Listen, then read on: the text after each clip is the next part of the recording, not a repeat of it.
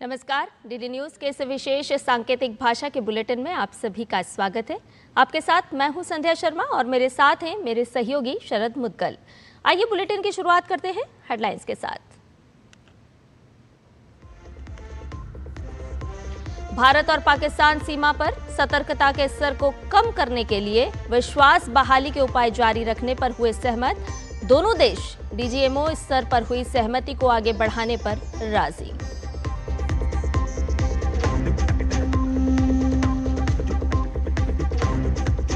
विदेश मंत्री doctor S Jaishankar ने अफगानिस्तान के विदेश मंत्री मौलवी आमिर खान मुताकी से पहली बार की बातचीत।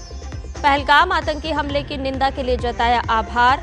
अफगानिस्तान के विकास के लिए जताई भारत की प्रतिबद्धता।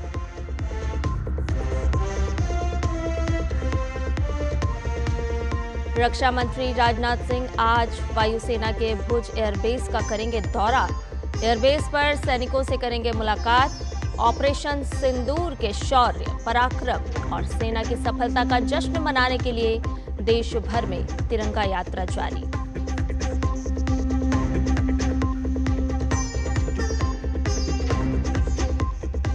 Confederation of all India traders ने आज देश भर के कारोबारियों की बुलाई अहम बैठक। तुर्की और अजरबैजान के साथ व्यापार बहिष्कार पर लेंगे फैसला। अडानी ग्रुप ने चीन की कंपनी ड्रैगन पास के साथ साझेदारी की खत।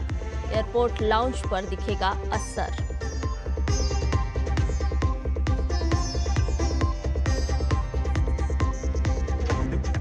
भगोड़े हीरा कारोबारी नीरव मोदी को फिर झटका। लंदन की अदालत ने 10वीं बार जमानत अर्जी की खारिज। सीबीआई ने आरोपी की दलीलों का किया विरोध।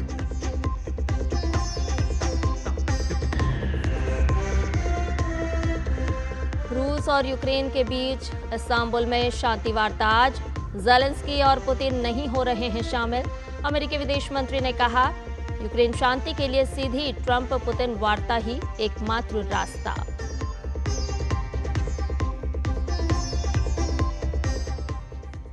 और आइए अब इन सभी खबरों को जान लेते हैं विस्तार से।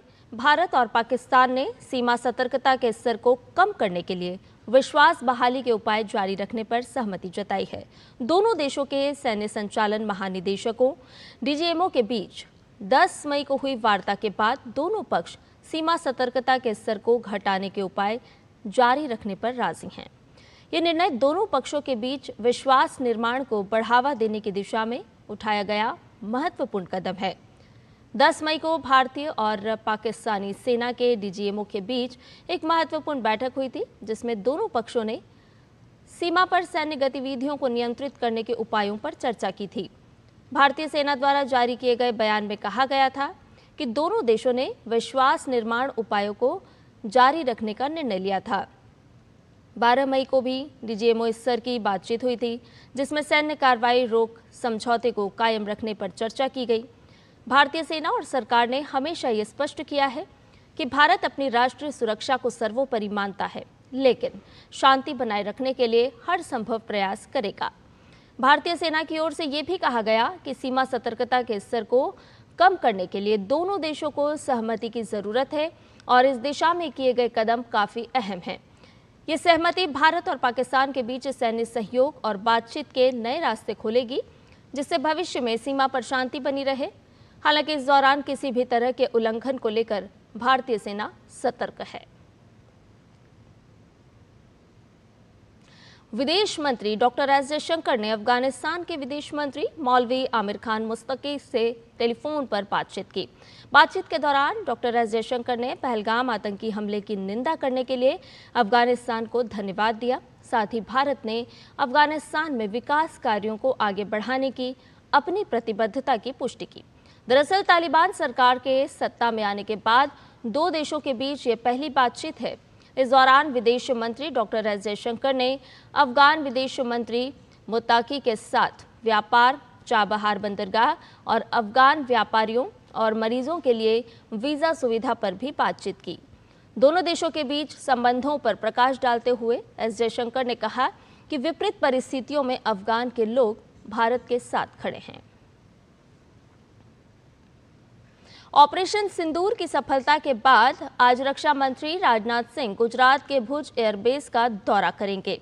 इस दौरान वो जवानों से मुलाकात कर भारतीय सशस्त्र बलों की तैयारियों का मूल्यांकन करेंगे और मजबूत किए गए सुरक्षा उपायों की प्रभावशीलता की जांच करेंगे। सैन्य तनाव के बीच पाकिस्तानी सेना ने ड्रोन के जरिए भुज को निशाना बनाने की कोशिश की थी।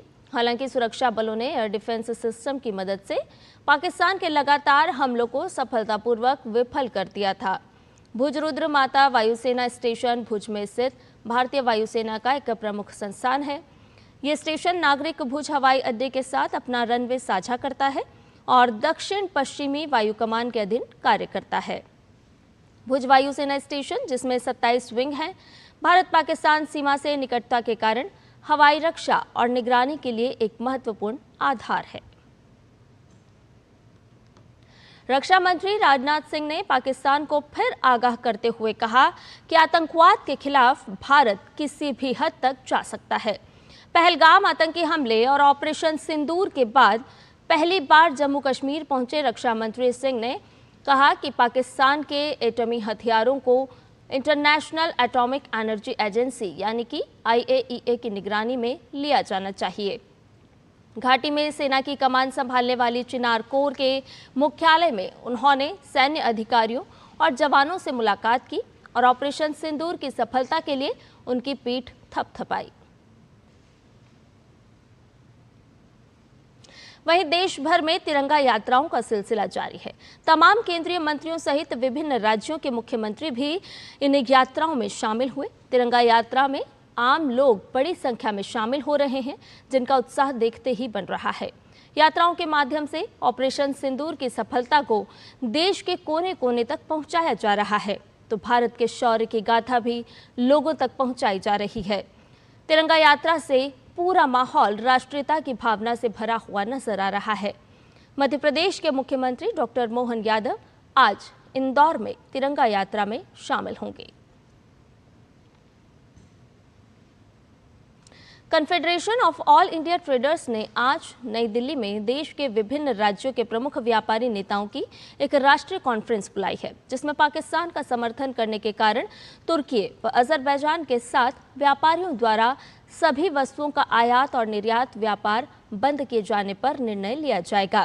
कैट का कहना है कि जो भी देश भारत के खिलाफ है, उसके साथ व्यापार करने का कोई सवाल ही नहीं है और देश के व्यापारियों द्वारा अपनी देशभक्ति को प्रदर्शित करने का ये सही समय है।